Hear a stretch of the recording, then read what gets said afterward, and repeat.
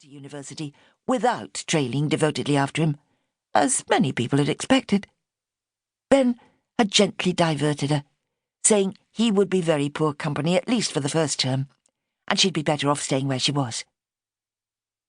With Simmy's dramatic change of direction, Bonnie believed herself to be a stabilising factor, taking more responsibility at the shop and listening to worries.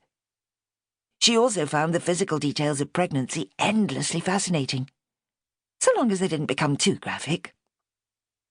"How are your bookings at the moment?" Simmy asked her mother. The B&B had been in high demand all through the summer, but an embarrassing complaint on TripAdvisor had caused a degree of concern. Angie made a virtue of her relaxed approach to rules and cleanliness, allowing dogs in the bedrooms and crumbs on the floor.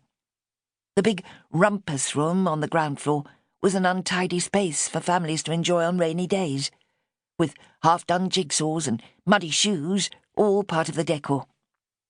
When one neurotic mother found a half-eaten meat pie under a chair, she raised a great fuss and vowed to blacklist Beck View in perpetuity. Luckily for Angie, there was still a hard core of loyal clients who valued the freedom she provided and returned faithfully, often 3 or 4 times a year. "The writing's on the wall," she sighed. "I haven't had so many new people lately, and I can't afford to offend anybody else, so the cleanings had to go up a notch."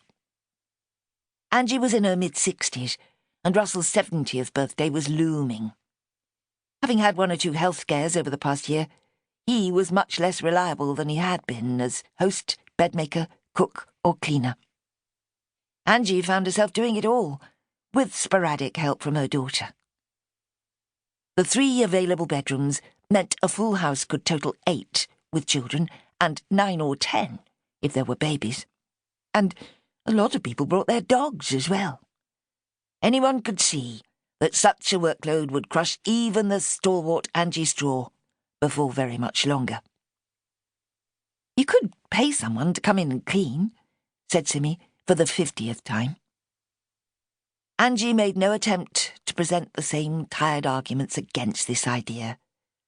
The essence of her resistance was that she feared the critical judgment of another woman. A paid cleaner would want to make changes and introduce new rules. Simmy could see that the whole enterprise would be spoilt if that happened. Angie would grow defensive and irritable, and there would be no fun left at all. Russell changed the subject with a touch of his old sensitivity. "Time for a walk," he suggested. "The dog hasn't been anywhere for a while. We've got an hour or so before lunch." The dog was a long-suffering Lakeland terrier, who tolerated the procession of visiting canines with gritted teeth. He was quite well aware that his own life was unfairly restricted by Angie's liberal standards, with much of it spent shut in the kitchen to avoid confrontation. He was firmly Russell's responsibility, with the result that he showed little affection towards either Angie or Simmy. "Where do you want to go?"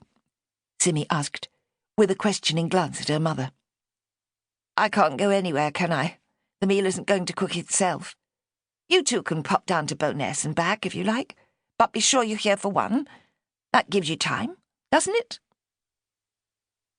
Beckview was on the southern edge of Windermere, shortly before it morphed into Bowness. A 10-minute walk took you within sight of the lake, and in another 10 minutes you could be on the esplanade, feeding swans and watching the cruise boats coming and going. Even in October business was brisk, despite the disappearance of school-aged children. The day was breezy but fairly mild. "We can maybe have a quick aperitif on the way back," said Russell with a twinkle in his eye. "All right for some," grumbled Angie, but Simmy could see she was relieved to have the house to herself for a while. Her father's legs were as functional as ever, after half a lifetime spent tramping the fells of the Lake District, and he set a brisk pace down to the lakeside. "Hang on," complained Simmy. "You're going too fast." "The dog doesn't feel he's had a walk if he can't go at a trot. He really needs to be up your way, where he can run free." Simmy lived in Troutbeck, where there were fells just outside her door. From Windermere, there were few suitable walks where a dog could be safely liberated. You're welcome.